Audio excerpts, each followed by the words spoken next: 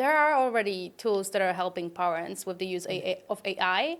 And it's very interesting that you touched that topic because a lot of parents are still resistant to use it.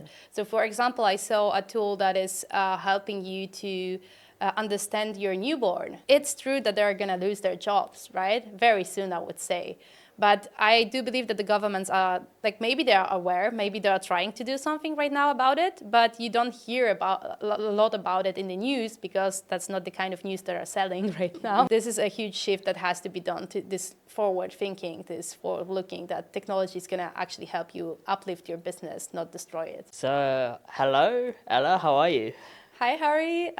Thank you for inviting me here. I just arrived through the terrible traffic of Canggu, but I feel really good and energetic today. How about you? That's good, that's good. I feel very positive, very energetic today. Great. So the reason I asked you on the podcast is I think you have a really interesting business idea that a lot of people could implement, but I think it's really innovative, which is that you are assisting businesses to basically transform in the AI age. Do you want to talk a little bit about that and what you're doing? Yeah, so indeed, I help companies to implement different AI tools which help them to automate the workflow, which most of the time is still done manually. So it's an old school way of doing things. And it actually helps to save a lot of time to a lot of business owners, especially the solopreneurs. So people that are dealing with all of different tasks on their own. When you start your own business, you have to do everything. You cannot afford really to hire every person within your team yet. And that's where I come. I help people to actually use AI in order to not have to or hire all of the team from the early beginning, but still make their life easier and focus on what they really love within their business. So I work, for example, with a lot of coaches that love to coach people, but really dislike, doing the cold outreach or doing the, sorry, basically with all of the paperwork that they had so far, we can do it already with the help of AI, and it can be pretty much easily automated, and it saves so much time to them. I think this is really fascinating because when we think about, an agency, even 25, 30 years ago, this would mean like you hire a huge office space, you have this huge team. And then we saw the rise of remote work, and having an agency meant you didn't necessarily need to hire a bunch of people per se in an office, but it meant that you could hire freelancers on a contractual basis. Yes. And now what you're doing is you're taking it to the next level, and you're saying in a way you don't need to hire a whole bunch of people. You could have one person that's using AI that could literally transform the whole business and increase the revenue. Yeah, that's indeed true. I look at every business as a whole, and I look what can still be innovated. So not only working with the processes, but with business in general, because a lot of businesses they don't have this future-oriented mindset. And that's where I come. That's where my human touch comes as well. But when it comes to the whole processes of the workflow, I don't need to have a VA anymore to deal with all of the manual tasks. It used to be you had to pay like $20 per hour to go through for example, through your YouTube video and create a transcription, right? The people used to do it manually. Right now you can have an AI tool that do it for you, and it costs you $20 per month. Right. So it's kind of a big difference and a shift in the mindset right now of entrepreneurs as well, because they used to think that they need to hire people to do something for them, and it was already a bit of the shift to delegate the tasks. Right now, what they have to do is they have to do the shift in order to delegate some tasks to the computers, which is not always the easiest thing to do. But I do believe that you don't have to have the whole team anymore in order to work efficiently and increase your profit as well, because normally you would have to pay a couple of thousands of euros monthly basis to be able to do what AI does right now for you for a couple of hundreds, let's say. And that really lowers the barrier to entry as well, right? Yes, so you indeed. can start a business with a couple of subscriptions to Oh, some AI yes, tools. indeed. Yeah. To be able to hire a marketing agency back in the days, you would have to consider like I would say at least $1,500 on a monthly basis to work on your marketing strategy. Whereas right now you can have a tool for $100 in a month, and it comes up with the whole branding strategy and the whole copies for your landing page and everything what you need to start your business. Even without having a tone, you might not know how to write, because the AI tools are telling you, hey, this is your target audience, you should write like this, you should set a tone like that. And this is pretty impressive, because with the help of these tools, as you said, like the barriers of entry are nearly, maybe not zero yet, but they're like very, very low right now. What are some of the tools you think people should be aware of if they want to start a marketing agency in 2023? Well, not asking you to give away all your secrets, but what are some of the top ones you think? No, of course. Yeah. I mean, of course, there are automation tools. So whatever you could think of that can integrate all your apps that you are already using, like, people are already having CRMs on place, people are already having project management tools like Notion or different kind of tools already using. And there are actually like pretty simple tools to help them automate all of that and integrate all the tools together. So I would say if you look to really have your marketing going on, you want to not be focusing on the small tasks, right? And then, of course, with the use of ChatGPT or different tools that are simply designed for marketing, you can actually work on your marketing strategy, copywriting strategy. You can have your content strategy ready for like 3 months in advance. You can have your sales copy written already, and what you focus on is then what you love within your business. So you don't have to focus on the small tasks anymore. Yeah, that's great. I think that is one of the great advantages of AI, is that it's allowing people to focus on what they actually love and what they enjoy doing, rather than doing the more cumbersome tasks. Yes, indeed, indeed. And then you can focus on your zone of genius. Each one of us, like every person, we have some certain amount of skills or passions that we actually want to focus on. And up until now, you were not able to focus fully on what you love, because as I said, like when you were starting your own business, you have to think about every single piece of your business. And if you wanted to delegate, you had to have money from early beginning. And right now you could really focus on, like helping people, like thinking, how can you help these people that you work with, instead of like, okay, I have to still like work on this or that, like accounting and the small tasks that were really like pain in the ass, right? How are people responding to you when you reach out and you say, hey, I'm going to make maybe 75% of your employees redundant and I'm going to replace them with these AI tools? Well, it depends. It depends on the mindset of a person I speak to. If somebody is aware of what's going on already, and I try to speak mostly with these people, then they are not surprised. People know what's going on. Like if you use already ChatGPT, you know what it can do, right? And if you know how to use it to the highest potential, then it's actually mind-blowing what it can come up with, right? And sometimes I use the term that, it might not be super ethical to think that you will fire 80% of your copywriting team, but this is already happening. So I try to explain that, you might feel bad about it, but the thing is, like, if you don't adapt, then you're going to be the one that is going to be out of business very soon. So I would say that people that are already aware of it, they know what's going on. So they are not like feeling PT in a way that they know that this will happen sooner or later. So they prefer to adapt early enough in order to not be the ones that are going to be gone, right? Yeah. But of course, majority of people, I'm not saying business owners, because business owners tend to be like already pretty much looking fast forward into the future.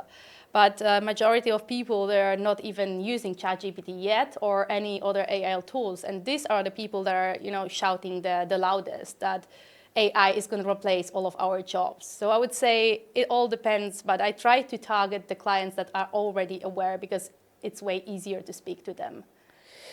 Yeah, that is really interesting, and it's obviously close to home for me. I'm a writer, a copywriter in some respects. I think what's really fascinating is that actually a lot of the smaller companies are the ones that are innovating, and a lot of the bigger companies are kind of blindsided by this, and that they're not adapting. They're still carrying on as normal without using these new tools. Are you finding that? Well, you have to know that disruption is very common right now. Yeah. So we don't have to look very far. Like when Netflix came out, nobody was expecting that to happen, right? But Netflix was not like a one night, transformation. They were already like innovating from the very early beginning of the stage of their business, and then they tended to disrupt the whole industry, right? But these cases are not like, they happen more often, and they will happen even more often because, as you said, like the entry barriers are very low. So it's enough that you have a very good idea, and then you use AI tools to validate your idea and then to make it work. So it's very easy to start your own business without even having budget for it, because you could even sell your product without having the product done, right? You can have your website, like your landing page ready before you even have your product. Right, yeah, we've got to do a shout out there to Victor, who built Sidekick AI. He was a guest on our show, which literally just builds your website when you prompt it. Yeah, So, exactly. yeah, So yeah. that is what is gonna happen very soon. Like the young people, the 15-year-old boys that are right now sitting on the computer and they are like checking out how to prompt correctly. Like they're gonna be better than me or you even in a couple of years because they adapted very early, right? So the boys that use Midjourney right now, like to those who don't know still what Midjourney is, it's basically text to image, right? You can text whatever you want to create, and then you get a ready image that you can use within advertisements or within your like blog posts or landing page or whatever. You could use it within your whole business, right? And there are boys that took like 2 weeks to master the skill of prompting within Midjourney, and right now they are creating like the ads for the biggest companies like Coca-Cola, right? And these are like 15 or 16 years old boys out there. Not saying only boys, it might be also girls, Yeah. right? But I've heard about like really internship doing the, like the mastering of the prompts in Midjourney, and right now they're doing better than any other graphic designer. So this is something that we really have to like be aware that disruption is going to be more and more common. So my question for you is, you have a background in logistics, Yeah. if I remember. So you saw firsthand all the inefficiencies that go on businesses. Where do you think we're going to be in 5 years' time? Do you think that this is something that's going to transform businesses, or do you think that there's going to be some resistance to these new technologies from some of the bigger players? Well, I do believe, I tend to look optimistic on AI because I know that a lot of people are like shouting and telling that we have to stop the advancement of AI because it's going too fast, right? So my position when it comes to this situation is that I would love to future-proof myself within the next 5 years, because with this fast pace of changes, I don't know if it's going to take like 5 years or 10 years until AI is going to be like so smart that it's going to be able to do like majority of our jobs, right? So it's like, I really like to be optimistic, but I prefer to, like earn so much money within the next 5 years. So in the 5 years from now, I'm not going to be like wondering if AI is going to take my business or not, because I will going to be able to survive without it, right? So I try to think of it that way, that if you can adapt yourself right now with your business and grow it as fast as possible with the use of AI, that's the best way of doing it, because nobody knows what's going to happen in 5 years from now if it's going to be developing in such a fast pace. It's really hard to predict that. And I think this is the most exciting but also the most scary thing about AI, is that you just kind of have to go with it. You have no idea really where this is going to end up. And you have to be very agile. Yeah, indeed. And that's the best word, I think, for today. It's being agile. Yeah. That's what you have to do within your business. Adapt very quickly. And the best strategy is to look forward. So, everybody's using AI right now. I mean, at least majority of the people that are future oriented, but think about the clients of your future, right? Not a lot of people still do that. They adapt AI, but they still think about how they can serve the clients of today. Whereas, our future clients are going to be the boys and the girls that are right now in the high school, right? They're like 15 years old right now. They're using the technology on a daily basis. So think how you can actually serve this kind of clients, because this like children or teenagers, they're going to be raised with the AI being around. that's how we were, like in my age. I'm 29 right now. So when I was younger, I already had computers, whereas our parents didn't. So we were raised in another environment already. These kids, they are not going to be raised with smartphones like, like the others that are right now in their 20s. They're going to be raised with AI. They're going to have AI tutors. They're going to use AI tools on a daily basis. You cannot avoid it. So if you cannot avoid it, then just think about how you can adapt your business so that you can serve this kind of clients. And I think this is the best way of thinking about your business in a couple of years. Like, how can you actually serve the future clients that are going to be there in a couple of years? Yeah, wow. Thinking about that, when you put it like that, 15-year-old kids using AI in every aspect of their life. Yeah, indeed, right? Yeah.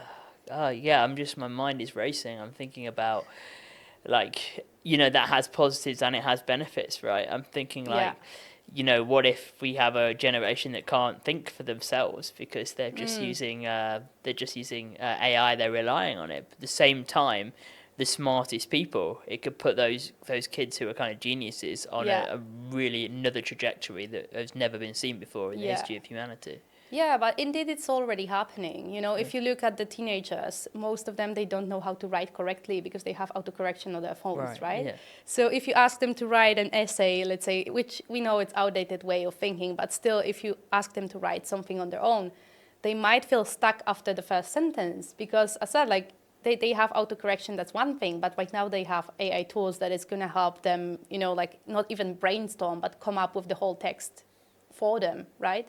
So I think it might kill a little bit of the creativity of these kids, indeed, because they don't have to come up with it on their own. Yeah, it's interesting, isn't it? Because I'm thinking about how I use it in my life, and does it kill creativity or does it enhance it? Because sometimes I'll be stuck with an idea, or I won't know where to go in the development of one of my business ideas or in a piece of writing, and I will ask it, and then it will fill up the blank page with some ideas, and then that will give me a jumping off spark.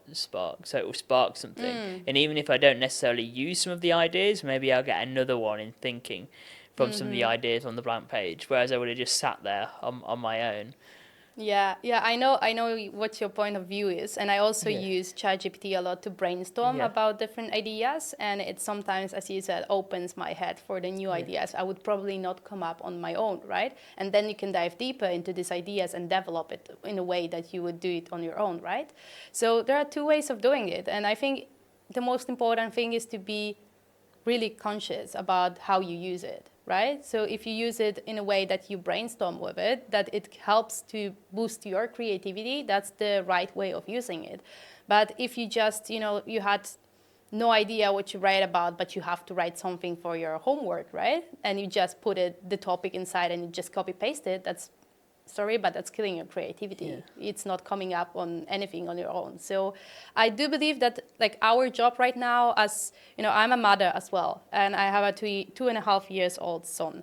So my job as a mother is to actually teach him how to use these tools properly. So, we still try to boost his creativity without these tools because you need to do that. Otherwise, it's gonna be too easy to hand all of the tasks to the AI. So I do believe it's a biggest task to parents, to our generation, to help these kids to actually still use the creativity, to show them that, you should do it that way. You should come up with your ideas on your own. You should not task everything to AI. Are you using AI at the moment to help you raise your 2-year-old? Well, actually not. I'm not using AI in a way that it helps me to raise my child. Maybe because my husband is very creative, so he comes up with a lot of different ways to play. But I do believe that there are a lot of parents that maybe not be so creative, and they could actually use AI to help them come up with interesting plays for the kids that might actually help them develop their skills. You can actually ask ChatGPT, what are the skills that a 3-year-old should know at that age? And if there are some skills that your child still doesn't know, you can actually ask them, okay, so what could I do to help to develop the skills throughout the play, right? And it can help you come up with the play ideas that you could do at your home without any toys. Actually, you can use whatever you have at home.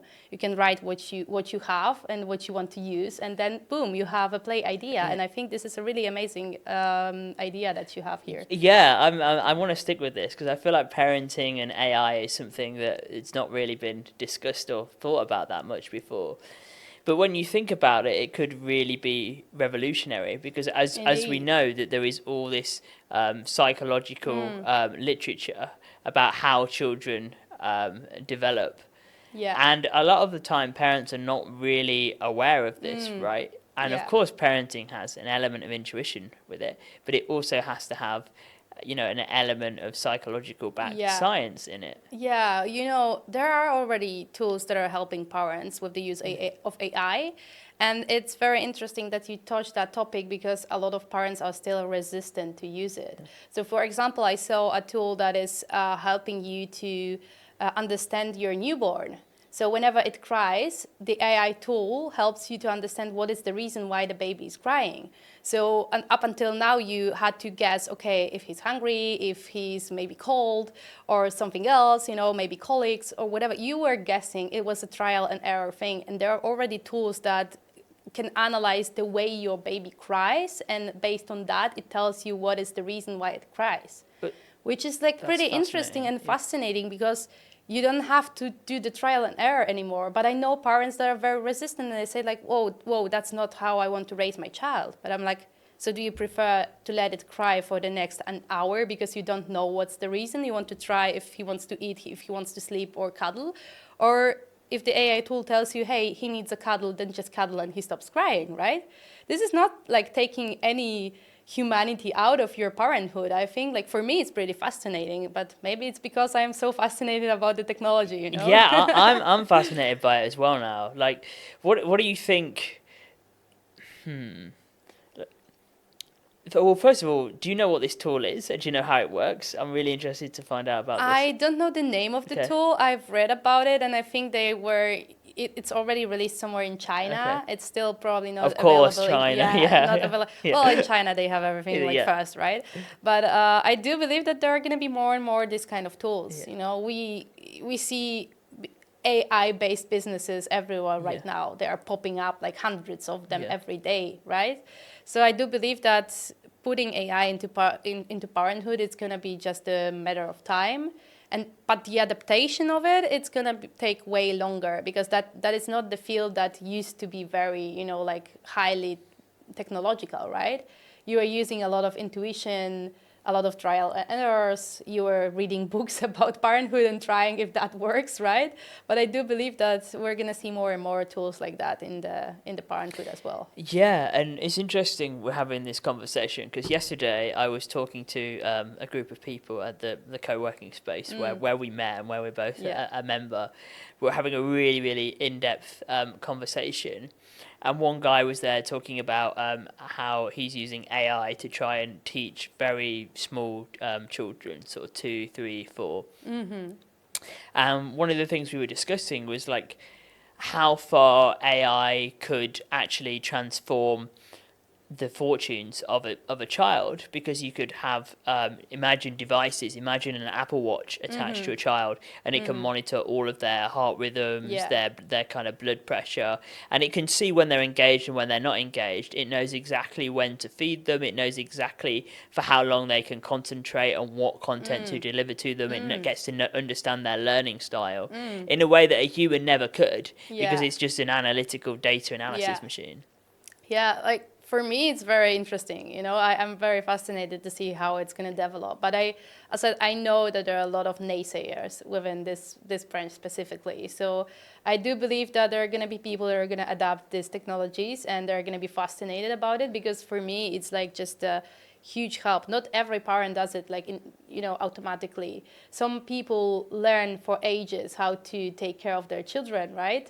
So I do believe that for the parents that are not like automatically, being a parent immediately in a way that you see, you know how to care about the children, you know how to carry it, you know when to feed it. it's, as I said, like for a lot of parents, it's trial and error phase, and you can just reduce these errors here. So for me, it's very, very fascinating to see that, especially with the babies that cannot talk yet. Because, at the age of 3, they can already kind of like tell you what they need, right? It's still a bit challenging, but they can already at least tell you something. Whereas in this first 2.5, 3 years, it's a little bit more challenging to understand their needs. So I do believe that there are going to be parents that are going to be fascinated about this technology, and I might be like one of them if I have another child. Yeah, and I feel like this is something that, like, the technology exists at the moment. You could go into GPT today Yeah. and say, this is what my baby has done this whole day, and now it's crying, and this Yeah. was the last time it ate something, this was the last time it did that, what could be wrong with it, and it could help you brainstorm and come to the right conclusion. Yeah, of course you can do it already. Yeah. And the thing is, like, you have to be aware that, tools like ChatGPT, they're not trained with all of the possible books, right? So if you can put the experts from like children's psychology, right, the pedagogists together to create something like that, to put their expertise and their years of experience into the tool, that's going to be pretty amazing. Because ChatGPT is fed with a lot of data, but I would really love to see a tool that is going to be created by the experts all together to put their expertise and experience. That would be like very interesting for me. Yeah, there you go, guys. That's a business idea right there. Yeah, free one for you. Yeah. If someone wants to develop that. Yeah. That is a really fascinating business idea, I think. Yeah, indeed. Let's see how it develops, Yeah. right? And I feel like raising a child is very time consuming as well. When I think about, what are some of the problems that parents face and how could AI solve them? I feel like the biggest challenge, and maybe as a new parent, right, is that I often hear parents are up all night, that the child constantly wants attention all the time. And of course they talk about the terrible twos all the time. I guess you must be very familiar with this, right? Where the child is just constantly like trying to push the boundaries to try and, develop a sense of self. Yeah, but when we speak about, like the biggest opportunities of AI that we can use already right now, what I can think of is for the children in the school age, because that's really, really interesting that you can use ChatGPT or tools like that to actually help your children to become your personalized tutor, right, in a school. Because we all know that schools are pretty outdated, right, and they kind of like been unchanged for like 100 or 150 years still now. So, and of course, when you have one teacher for the whole class, which is 30 people, 30 children, it's not really possible to have a very personalized touch with every subject, right? But considering the fact that you would have to hire a tutor for every subject that your child doesn't, like really enjoy, so mathematics or language or whatever it is, like geographic, then you would have to pay each one separately. Whereas right now you can have ChatGPT and train it as a personalized tutor, which can help your children, like even like if you have 2 or 3 children, right?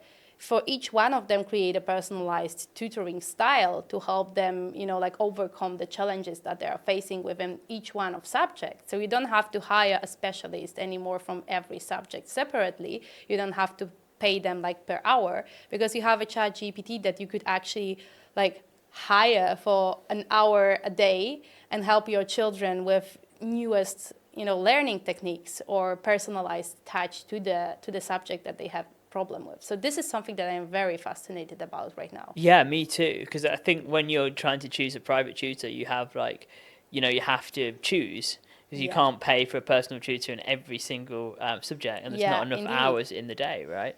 And now with ChatGPT, you have all these options, and specifically models that are trained on GPT-4 that specialize in a particular subject. You just pay a subscription for each of those different specialisms. Yeah, and it's very, very interesting that you can actually, as you said, like you can pick like, okay, this day we are learning like geography, like the next day you are learning mathematics, but it's not gonna teach you in a way that teacher does it in a classroom, because what school does, they are testing your knowledge, whereas this kind of like tutors that you could create within ChatGPT, they can actually help your children to come up with the whole thinking process, how to come up with the right answer. So it's not only asking your child, so what is 2 plus 2?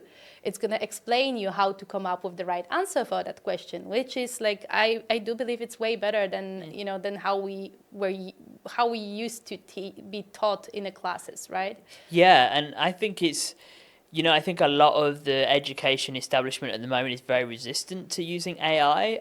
There's a lot of kids that have been sort of done for cheating or so-called plagiarism using AI, which I'm not a fan of, because anyone that knows anything about AI knows that, you know, you can't really decipher whether something has been written by AI or not. There isn't really a way to find out about it. So there's a lot of people there who've been, you know, accused of something without the evidence there. True. And it comes from ignorance as well, this idea that we need to ban this technology. That's true. 100% true, I agree. And the thing is funny that you mentioned that, because before coming to Bali, I was actually invited to my old high school to speak with the students, but also with teachers. I was about to give like 2 different lectures to the students and teachers to show them the possibilities that tools like ChatGPT create for both of them, because it's not only students that are using this, right? If you're a teacher and you want to actually leverage these tools, for you it's a perfect opportunity to actually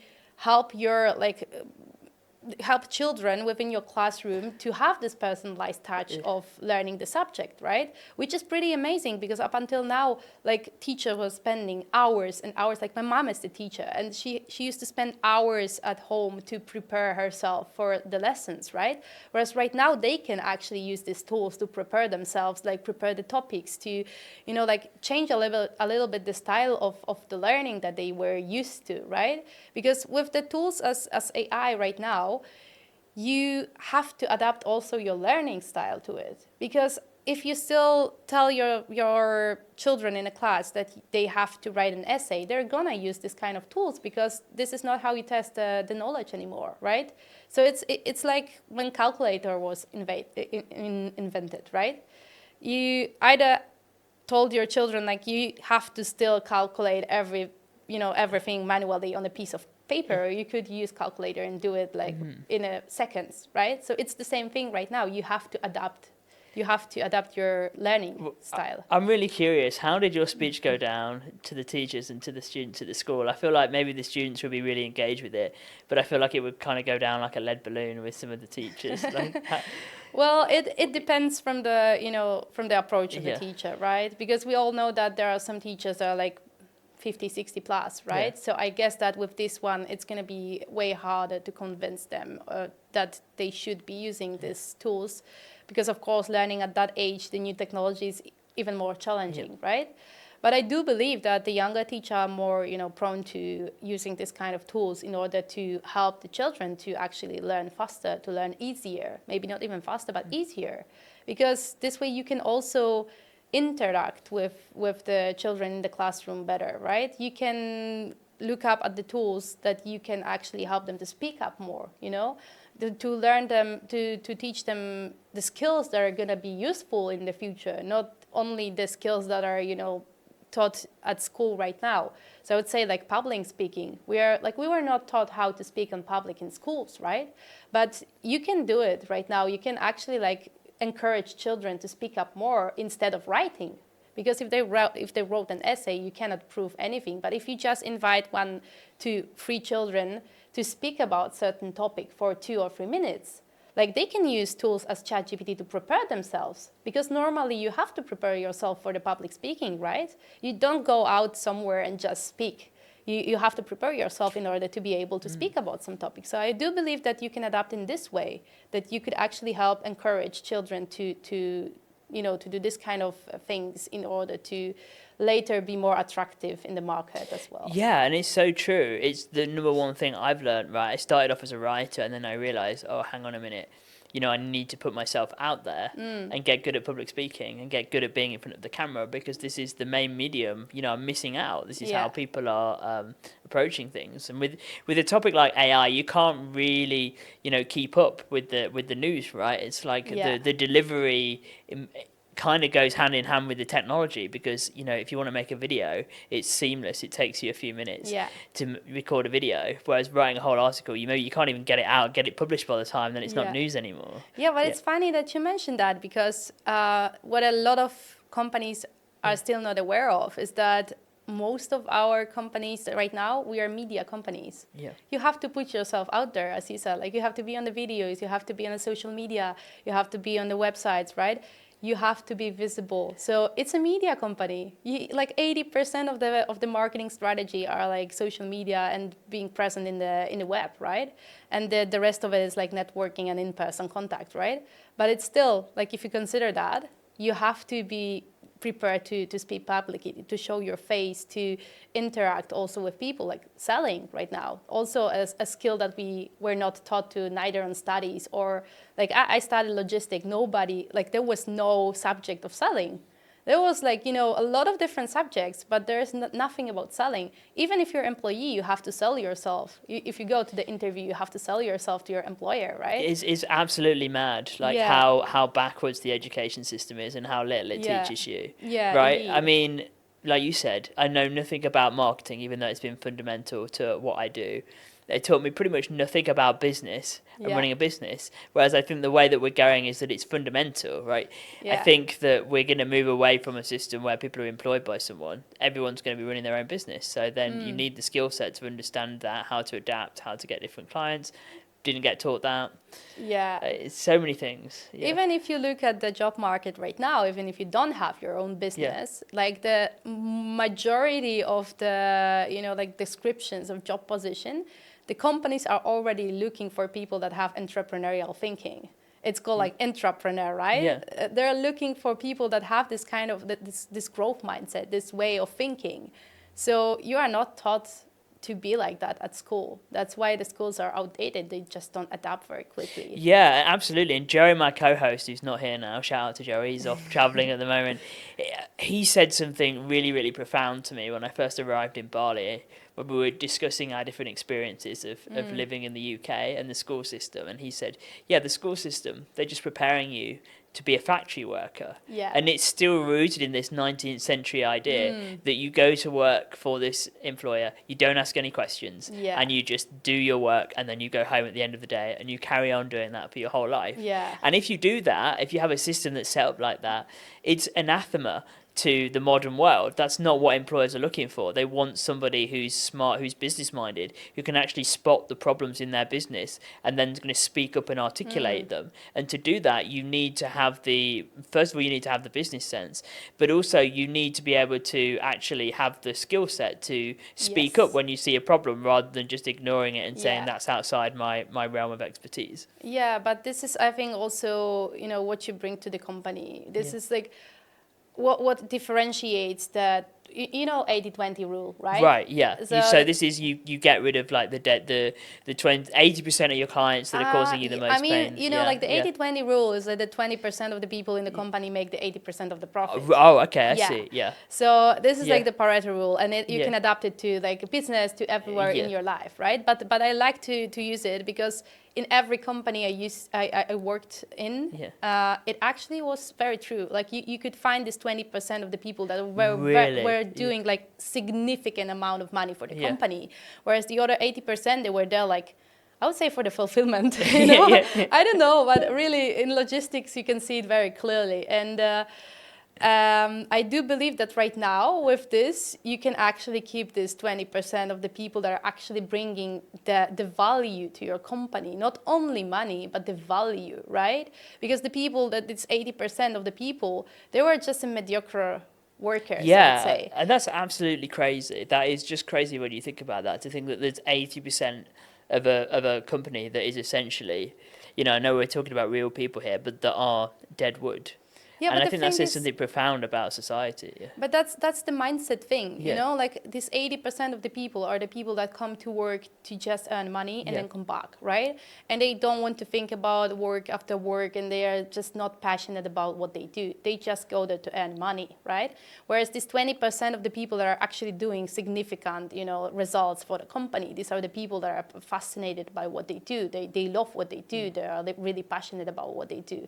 So I do believe that if you think about it that way, like these people, this 80%, they were not like fully happy about what they did so far anyway.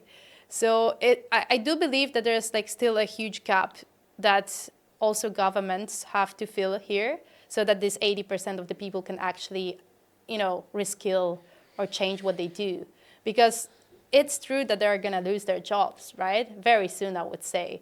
But I do believe that the governments are, like, maybe they are aware, maybe they are trying to do something right now about it, but you don't hear a lot about it in the news, because that's not the kind of news that are selling right now. Well, how much are the companies aware of it? That's what I would be interested in. Like, you pointed out this very fascinating idea that only 20% of the any company you walk into is actually generating the revenue. How far is the company management aware that that's what's going on, and that they're just hiring this 80% sort of, as you said, for fulfillment? Or how far do they actually are not even aware of this, and they think that all their employees are kind of making the money? Well, it all depends from the management style as well, right? If you care about your people, then you are going to be willing to help these people to adapt, to reskill, like to upskill within the company, so that they can still use the technology in order to, for example, like you could reduce the working time, right? You can reduce the working week to 4 days a week and not lose revenue. And I would say, like, you could look at it this way, that you could actually help to upskill your current employees in order to use the tools. And the people that are going to be willing to upskill, they're going to stay. But there are also going to be people like naysayers that are not going to be willing to upskill. And these are the people that you don't want to have within your company anymore, right? Because there are this kind of people in every company. And I do believe that whoever wants to adapt can still adapt right now. But if you're just not willing to do it, then you're out of market. Yeah, exactly. Yeah. I agree with you, and I think that this is, how can I put this?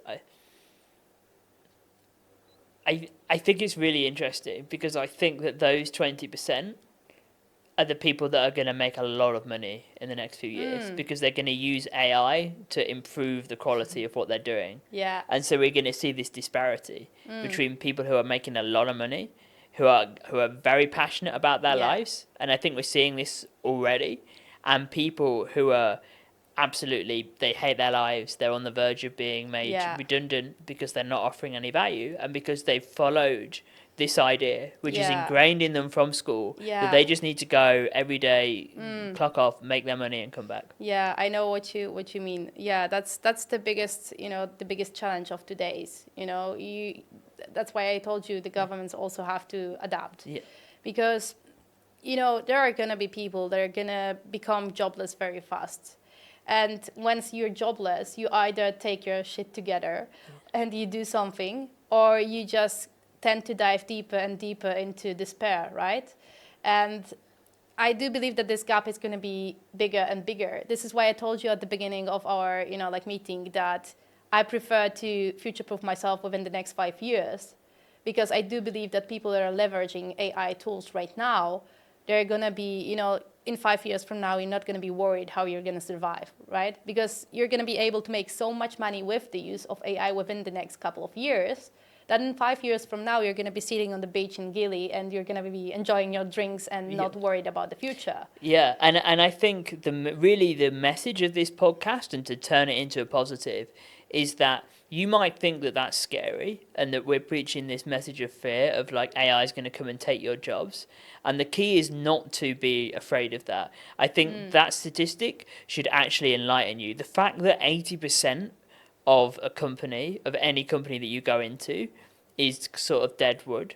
Like, that opens up a huge opportunity for you, because that shows you how much value there is there, and that if you do actually learn these tools, and if you've got this far in watching this podcast, then you're obviously interested in this topic, and you're obviously interested in implementing them, and that says a lot. It's so easy to just implement the tools and to find the things that you love and to actually have the life that you want to have. Yeah, and staying with positive, it's easier than ever to upskill yourself, to reinvent yourself fully.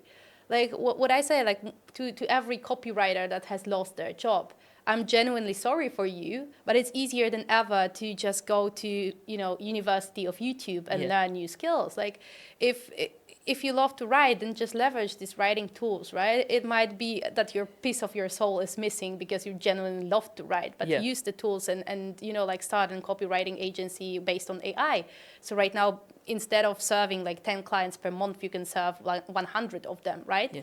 So this is how you can actually adapt. It's easier than ever to learn and to adapt. You have the resources Yeah. everywhere. And I think the message is that if you are laid off, that says to you one or two things. Like you say, I think you put that so eloquently. Like, it means that your heart wasn't really in it in the first place and you're not aligned in what you're doing, in which case you should see that as a positive thing. And you should take the time, even though it's hard because you don't have an income source, to actually go and retrain and find out what you do love and how you can monetize that. Exactly. Or it means that you just need to go and actually get better at what you are doing and go away and hone your craft, and AI can help you do that and put you on steroids and make you be more competitive. Indeed, and that's good that you mentioned that. Like either your heart was not there, or you can use your heart in order to leverage it and earn even more right now. That both of the sides, it might be a good thing for you, right? Because if you, like, it might be a kick in the ass for you. Like you were working for somebody, you were doing such a great job, but you lost your job anyway.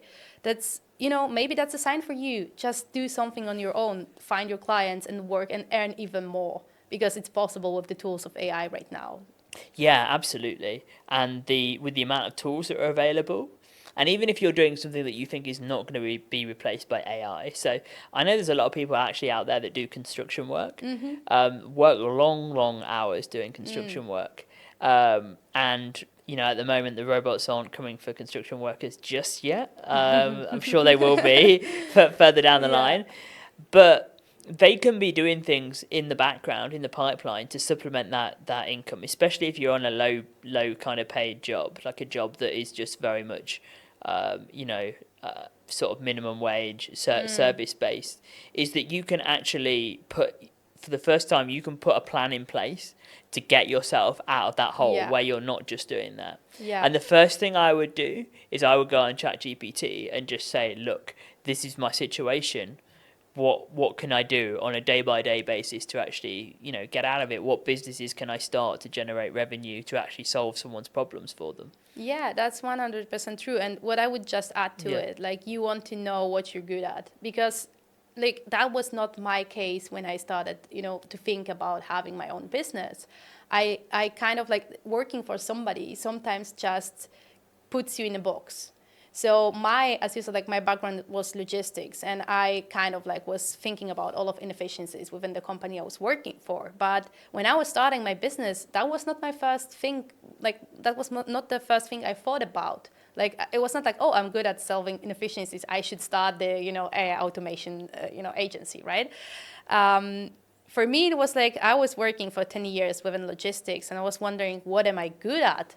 Like, you're put in the box to think in a way as an employee. So I had absolutely no idea what are my like best skills. So I had to figure that out before I even asked myself, how can I help the others with? So I would only add to it, like if you're wondering like what are you good at, like start speaking to people, ask different friends or family members, like what they think you're the best at, like what is your zone of genius, what do you love to speak about, and find your passion, find your skills, and then ask ChatGPT, hey, I love doing this and that. How can I help people with my expertise? Right, absolutely. And I love that, because I feel like as a logistics person, you entered into a business and you saw the ins and outs of the business, right? So you saw what was going on, and then you managed to kind of monetize that. Because I think when people say logistics, sometimes that does sound kind of boring, right? But it's actually not, because what you're doing is you're getting an insight into how all these different businesses run, how their operations run, the operating systems they use.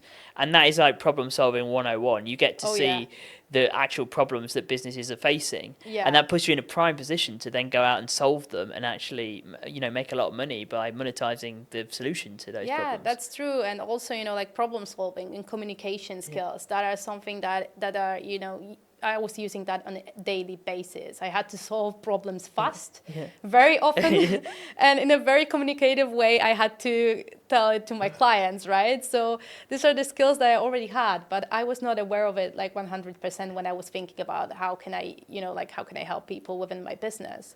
So I do believe that sometimes we are like just so stuck in the box in the way of thinking as an employee that we just don't see what are our skills, what we were using so far. So even as as an example of the construction worker, like you kind of don't use a lot of your, like brain power when you're a constructor worker, right?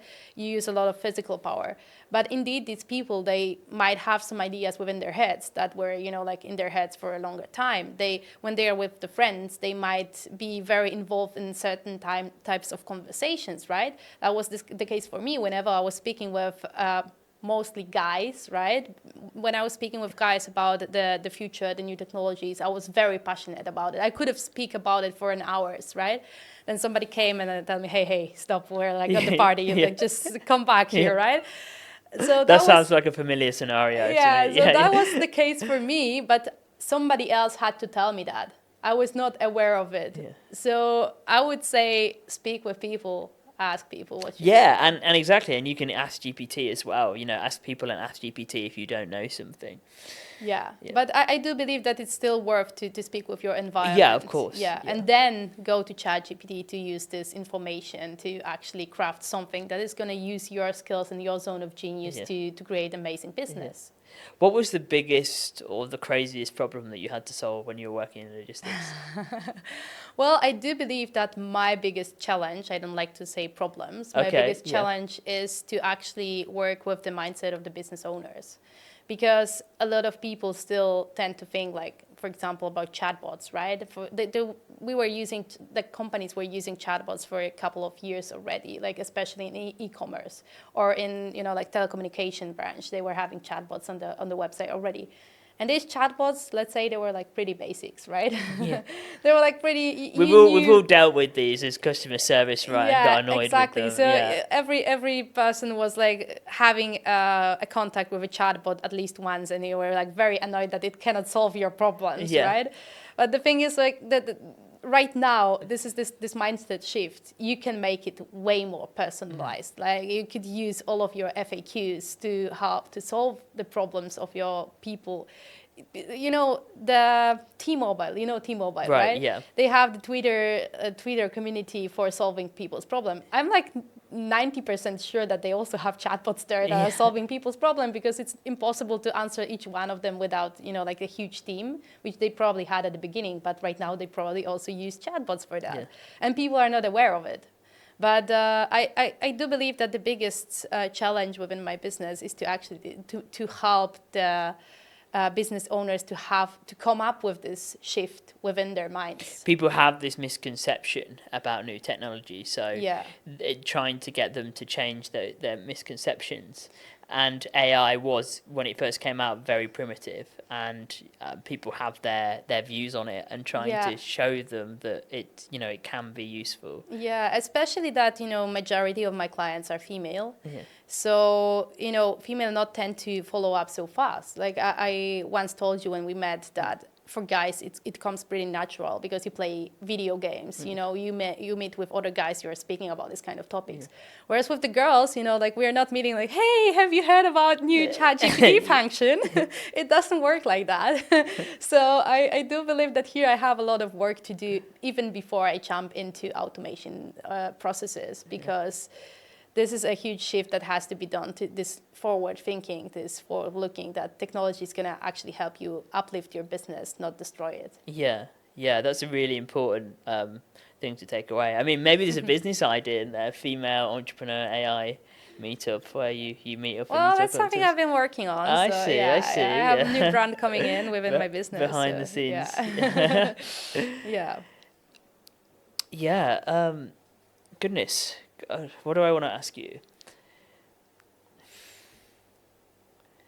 So I guess an obvious question that comes to my mind is, how did you move from logistics into AI? When did you first become aware of AI, and this is something that you were kind of passionate about? Well, I would say that the real deal started when I realized the potential of ChatGPT. Because first, I was always fascinated about the new technologies, but when I actually dove deeper into ChatGPT in December 2022, I was mind blown. I was like, whoa, like what is going here? Like what's going on? I was like, in a couple of days, I was able to do what I needed a couple of months before. So that was for me like the moment when I realized, oh, there is like a huge potential within these tools. And then I started to dive deeper and deeper and deeper. And then I was like, diving into automation tools, into, like how to integrate all of the workflow together. And as I dove deeper, I was discovering more and more. So for me, everything started actually in December last year, where I started to work with the tools. And then I was like, I should monetize my knowledge, because I realized that a lot of people are, not following that fast. And when I was speaking with the others, they were like, oh, how do you know all of that stuff? So that was like the moment when I shifted, because I used to have an online business before, but it was not focused on AI, right? So for me, December 2022 was like the breakthrough moment. And at the beginning of 2023, I started to work with AI tools, and I started to look for the clients. And that was my beginning of my business. And I'm really glad I did, because, right now, as we said, like it's super fast to actually reskill yourself, to reinvent yourself. Like our common friend, he is having like a lecture tomorrow on the AI Summit. And he said himself, he started to dive deeper into AI knowledge 8 months ago. Within 8 months, you can become an AI expert in a field, and you can monetize your knowledge like really well. And this is Stephen, right? Yeah, exactly. Yeah, and so we should say Stephen actually owns a bunch of restaurants. Yeah. Right? This is the really fascinating thing. Is Yeah. that was his business, restaurant franchising. Franchise, And in exactly. 8 months, and he's one of the smartest people I know on AI. Exactly. That's what I'm talking about. Yeah. I was working in marketing as well, in an online branch. I was doing touristics as well. I was doing like personalized plans for the trips in Tyrol. So I was doing different kind of stuff that could help me earn money online and let me travel the world. But at some point I realized, if you want to be good at something, you have to like dive deeper and get the knowledge. And that's what I did. I just started to dive deeper. So within this shorter period of time, you can become an expert in the field, and you can share your expertise with the others and basically help people. Yeah, and I think people like to think that, well, not like to think, I think people think that to be entering the AI space, you need a degree in machine learning, you need to know about it and have a background. You don't. I think one of the most wonderful things about living in 2023 is that you don't need a huge CV necessarily with all this experience. You can literally just go away and try stuff and do stuff and see what happens. True. And funny you mentioned that, because that was the main reason that was stopping me from starting something on my own. I, especially as being a girl, I always thought that there are so many other people that know a lot more than I know in the topic, especially like new technologies. Like the first business idea I had, I was still employed. It was 6 years ago. I wanted to solve all of the inefficiencies within the supply chain with the blockchain technology. So I started to dive deeper into blockchain, BI, and all of this kind of topics, so that I could actually create my first software. And then, because I had this mindset that I thought, I was speaking only with guys that were already working into IT, I was like, they know so much. I know nothing. And I was like, how am I supposed to win with my, idea with these guys that are already working within IT and they know so much? And that was like this kind of mindset that I had back in the days when I was still employed.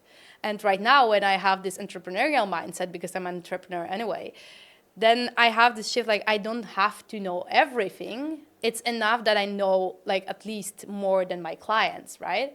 So the majority of my clients, they have absolutely no idea how they can automate this stuff. How, I don't have to know each aspect of AI behind this technology. I understand how it works. I understand how to use it, but I don't have to know how machine learning works, right? So these are the things that I don't have to know my own.